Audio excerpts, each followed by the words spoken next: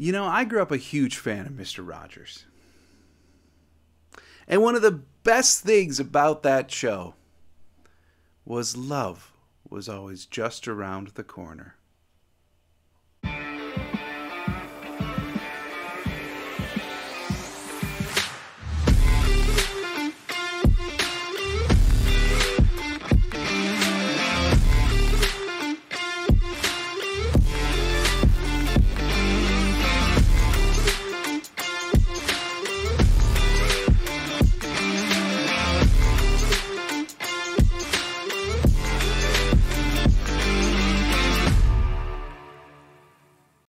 Welcome to another episode of Lombardi Time Brews. I am your host, John Delray. Today we're going to continue reviewing the Green Bay Packers' loss to the Philadelphia Eagles as they fall to 4-8 on what is very close to becoming a completely lost season. Most metrics now have them at approximately a 2%, yes, 2% chance to make the playoffs this year. So, I mean, of course, the coaches, the players, everyone's going to be focused on making that 2% live up as much as they can to still get to the playoffs, but whoo, they're going to need so much help after falling to the Philadelphia Eagles on Sunday Night Football. So today is the shout-outs and the get-outs. We are reviewing the players from last night, or just Packers personnel, because we're going to be talking about one of them too, that either deserves a world of praise for how they performed, or someone who maybe doesn't deserve praise anymore. So we're going to be diving into that. Before we get to that, though, please hit like, share, subscribe on this video. And I do have a couple signing announcements for you. If this is of any interest to you at all, if you want any details, just comment on this video. I'll respond back with all of the details. All of these signings are happening in Green Bay. So of note, first of all, tonight is Aaron Jones and A.J. Dillon, both signing in the Lambeau Atrium for the Salvation Army signings. In addition, we've got Jordy Nelson and Donald Driver. One of them on December 18th, the other on January 7th for Waukesha Sports Cards. Both of those signings are happening in Green Bay. December 17th at Dave & Buster's in Green Bay, we've got Antonio Freeman, Andre Rison, Dorsey Levens, Robert Brooks, John Kuhn, Don Beebe, all doing signings. Then on the 17th and 18th at Fox River Valley Mall, making appearances is going to be Gilbert Brown, Santana Dotson, Andre Rison, Antonio Freeman, Amon Green, and Jermichael Finley, who's kind of a weirdly rare autograph. So if any of those signings are of interest to you, if you want some more details, just comment down below and I will get you that information. Now, last thing that I'm going to do before we dive into the shoutouts and the get-outs is just review the injury news that we have for you today. Matt LaFleur just got done with his press conference just a little bit ago, and in it he basically stated, we don't know anything about Aaron Rodgers yet. He did not seem to have any idea. All he kept saying was, if Rodgers is healthy, he's our quarterback. He is our starting quarterback if Aaron Rodgers is healthy. So that definitively tells you that those ribs aren't broken, or we don't know that yet. It doesn't tell you that they're not broken. It's just that we don't know yet. We don't know what the injuries exactly are, even though Rodgers did clarify after the game last night that it's his ribs. We just don't know at this point. Now, as Rodgers said in his press conference last night, he wants to be the starter as long as the Packers are mathematically in it somehow. And at 2%, yes, they are mathematically in it somehow. But he did also acknowledge that he's open to a conversation regarding his role and playing time if the Packers are eliminated. Which, frankly, his tone and his answer for that was a little bit more optimistic to that viewpoint of him not playing than I initially expected it to be. Now, Matt LaFleur, for his part, has said as long as Aaron Rodgers is healthy, he's our starting quarterback. He did not acknowledge any type of scenarios about being eliminated from the playoffs or anything to that effect. So, we'll see. All we know right now is that Aaron Rodgers has sustained an injury to his ribs. Matt LaFleur did say today that he is feeling a little bit better, but ultimately we just don't know enough about the injury yet. We don't know if, in fact, any of them are broken. We don't know who will be playing next week. Just a world of unknowns on this Monday following the Sunday night game. One injury report that we do have for you, Darnell Savage. He sustained that foot injury that eventually made him leave the game yesterday in the first quarter. His x-rays today came back clean. So I don't have an exact report as to what his injury is, but we do know it's been reported that his x-rays have come back clean. What exactly his role on the defense is anymore is a mighty fine question. Because, yes, he got hurt very, very early in the game yesterday, but he did so in the dime package. When they ran nickel a couple plays before that, he wasn't in. He was in as the dime backer. So has he fallen all the way to being the dime backer? We don't know, but certainly a fall for grace from the former first-round pick and someone who already has had their 5th year of their contract guaranteed, which is looking, I don't want to say regrettable, but it's looking not as exciting that the Packers are on the hook for that contract and money as maybe it was 4 months ago. Yeah, we'll just leave it at that. But Darnell Savage, we'll see when he plays again. We'll see exactly what that foot injury is.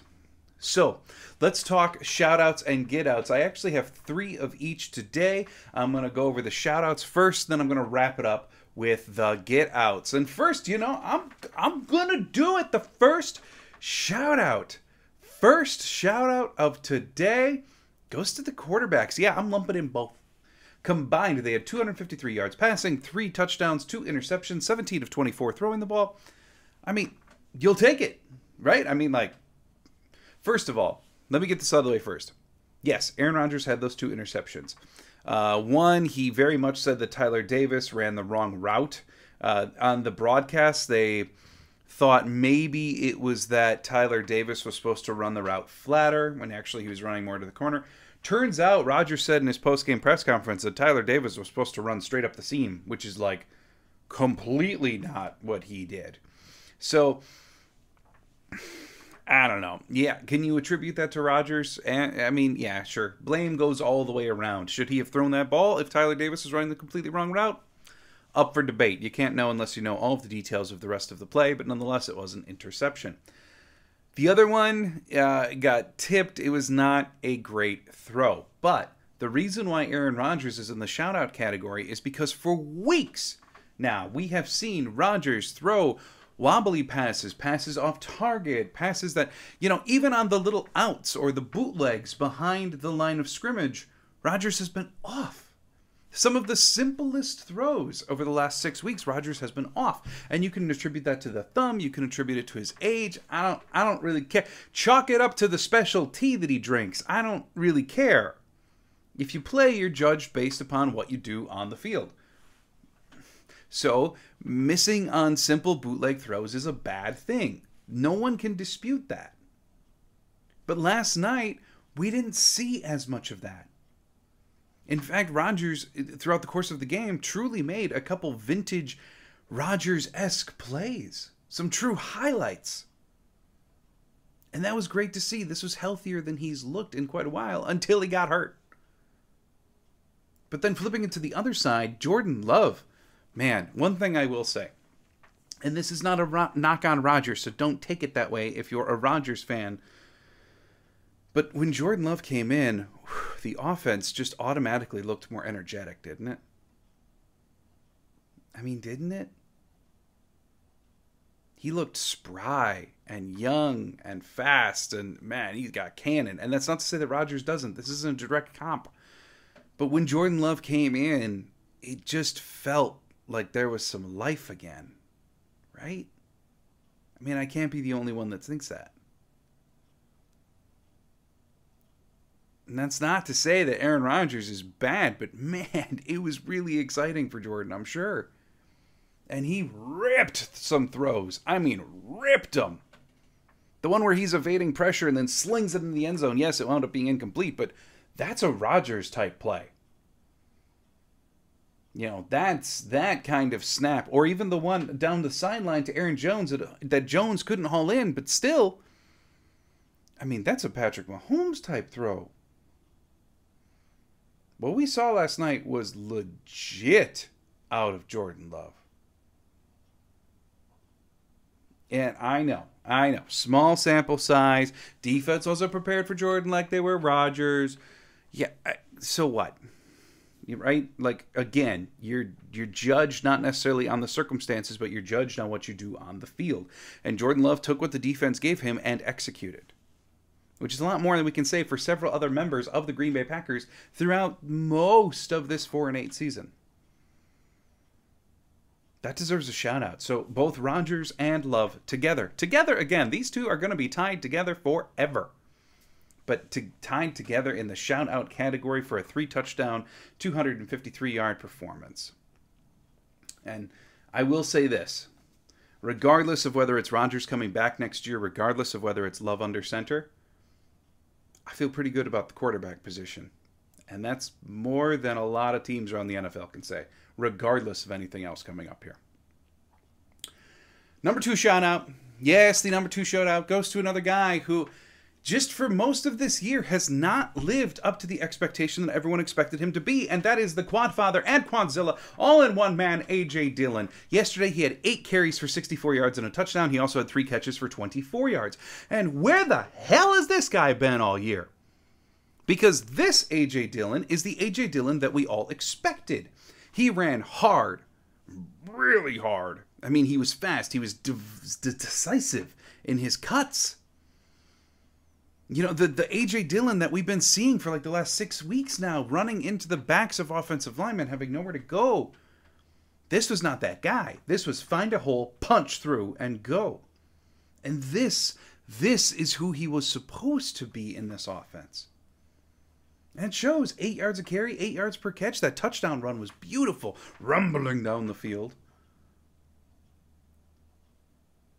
I mean, that's A.J. Dillon. That's who we all want. That's who we fell in love with last year. Or the Tennessee game 2 years ago. This is the guy. The problem is he has to run like that every single week for this to work. And we have not seen that for weeks. But this was better. His cuts were more decisive. He was running angry and aggressive in a productive way, not just being PO'd. It was really good to see. Shout out number 3. Yeah, I'm doing all the good news first. Shout out number 3 goes to the unheralded defensive additions. This is 3 guys. Okay? For one, Keyshawn Nixon. I mean, he was signed in the offseason and everyone thought, all right, this is a cute depth corner. Rich Bisaccia bringing over one of his guys from Vegas. Good to be a good special teamer. Can be an okay corner. I mean, he's legit. I mean, he truly is their number 3 corner right now. Given the injury to Eric Stokes, given Darnell Savage's fall, he's the number 3 corner. Not to mention the fact that he has completely taken and secured the kick return position with 2 kick returns yesterday of over 50 yards. Now, I don't really like how he always catches the ball because there's a little bit more, you know, he's muffed it. He did yesterday, but like, whew, I just go back to when he punt returned for Amari Rodgers that one time, like 2 weeks ago, and he caught the ball above his head and then just kind of tomahawked it over. He caught it, but that's not how you do that. But there is no denying that once he gets the ball, whew, man, does he fly. As I said in last night's instant reaction video, he, of all people, has the highest clocked speed on the field this year for the Green Bay Packers. You would think that would go to Christian Watson, Aaron Jones, any other one of these really fast guys, right? I never thought of Keyshawn Nixon as an absolute burner, but boy, as a kick returner, he is. He just truly is.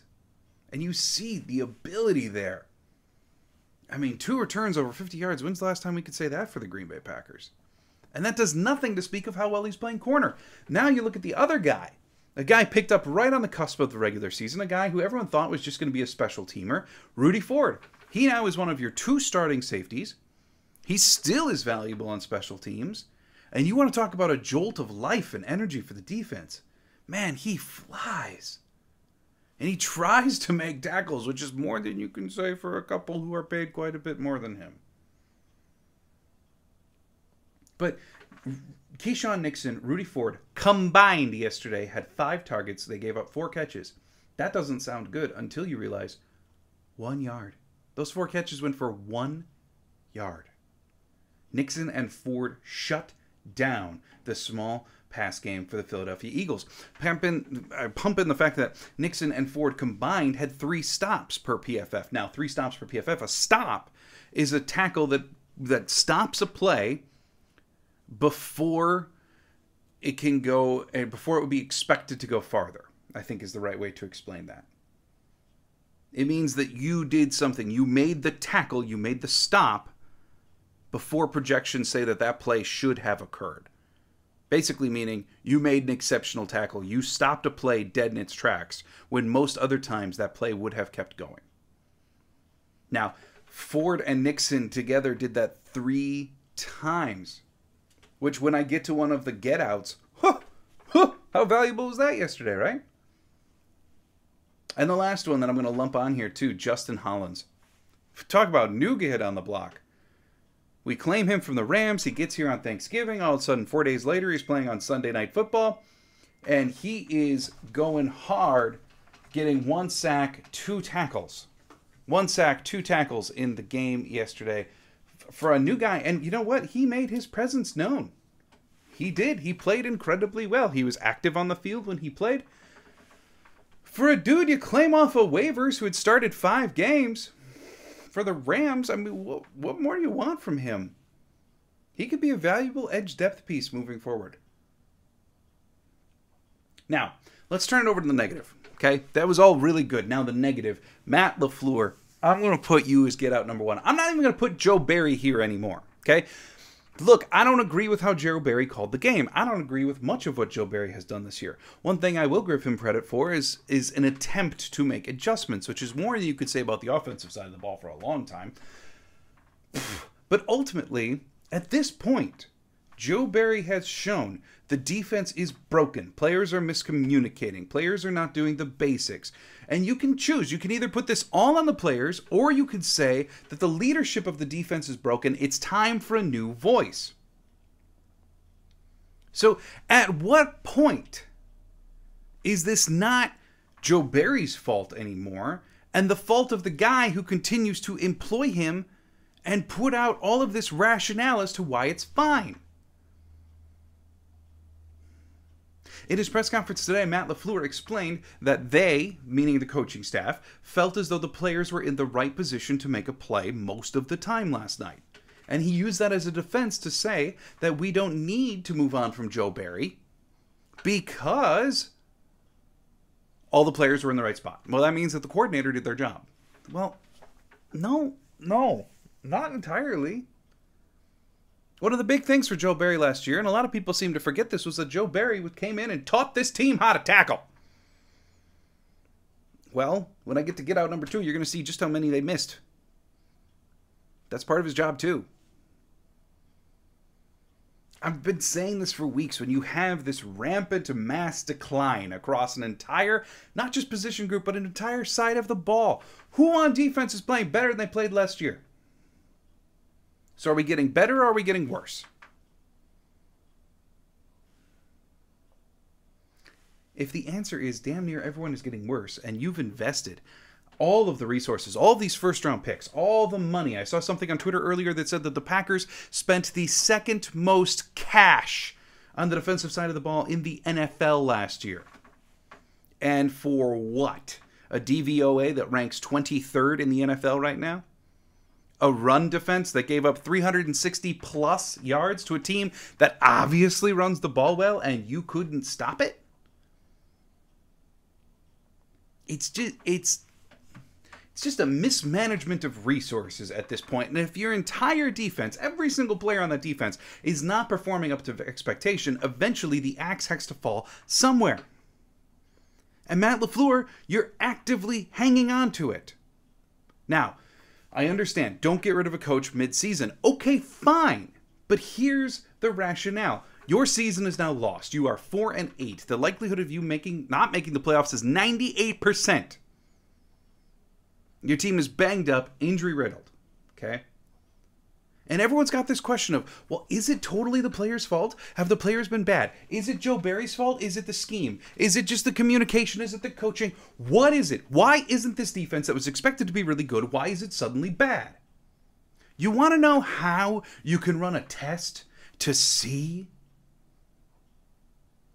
Get rid of Joe Barry. Today, right now. I hate campaigning for someone to lose their job. But you give up 360 yards on the ground to a team that quite obviously is going to run it, and you are just listless to stop it. And it's been like that all year. So, If you relieve Joe Barry of his duties, you can make Jerry Gray the interim coach. I don't believe for a second that all of the Packers' assistants actually buy into the Joe Barry philosophy for defense. We've heard these little nuggets from some of the defensive assistants along the way this year. That how Barry calls the game is not how they would call a game. I don't believe that the defensive staff is all on the same page. They may be following orders, they may be following through with it, but I don't think if Jerry Gray had his druthers that this is the way he would run a defense. So, relieve Joe Barry of his duties, put Jerry Gray into the actual defensive coordinator position, because you're not going to make an external hire right now, but you make him the interim defensive coordinator, and you see where it goes. And if he installs philosophical or scheme changes, even if they're tweaks, even if they're small, you can bet that over the last 5 games that there are left, we're going to see if player performance is truly what is lacking. Because you would have tried something. You're informing, you're running a test right now to inform the decisions that you need to make in the offseason. Decisions that I don't think they're fully educated on. And if they keep Joe Barry, they can't get fully educated on them. If Joe Barry is going to be gone at the end of the season, which most people expect him to be, then what's the difference between doing it now and then? Now you can get a head start and evaluate guys in a different way than what you've had for the last 30 games, including the playoffs under Joe Barry. Number 2, tackling. What the hell? What?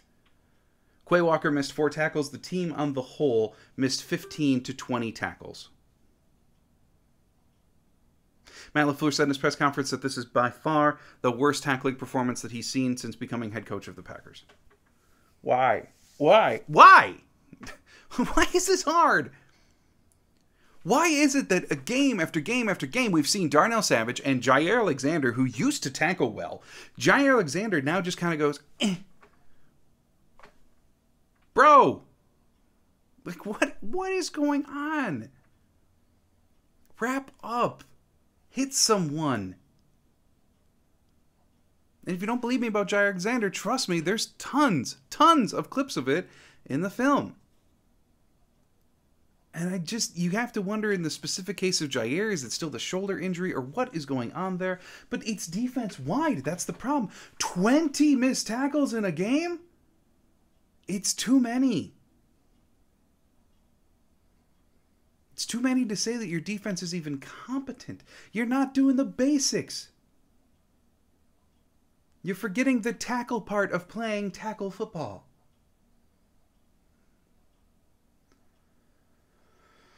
And then the last one. And this one actually hurts to say. But look, I'm not talking Jalen. But I have talked about wanting Jordan Love to finish out the season. And that's regardless of whether Rodgers comes back or not. If Rodgers doesn't come back next year because he retires, because I don't think there's any way in hell there's a trade happening. I think if Rodgers retires and this is his final game, yeah, that's going to hurt a lot. Or if it's the Bears, a shortened season in his final season will hurt, sure. But the Packers have to evaluate Jordan Love moving forward. Same can be said about the kicker position. Mason Crosby missed an extra point last night. On field goals alone, he's now at 81%. He has yet to hit a 50-yard field goal this year. His kickoffs consistently do not reach the end zone. Mason Crosby is undisputably a Packer legend, a Packer Hall of Famer, someone who deserves all the accolades in the world for studying that position for so long. And I know, the protection for him is still not awesome. Better than it was last year, but it's still not awesome. He does have a competent holder now, and Jack Coco at long snapper, by all accounts, has done a great job as long snapper. But it's just becoming really clear that Mason just doesn't have the leg anymore. And you just feel like it's coming to the end of the road. Not all get-outs are things that you want to say. But it's beginning to feel like it's time for Mason. So that concludes this episode of Lombardi Time Brews. Lombardi Time Brews. If you want any information about those signings that I mentioned earlier, hit a comment down below. Like, share, and subscribe so we can keep on growing Lombardi Time Brews. We are almost to 260 subscribers. Thanks for coming along on what is now a 12-week journey. So thank you so much for being here. And as always, hope you have a great day. And go Pack Go.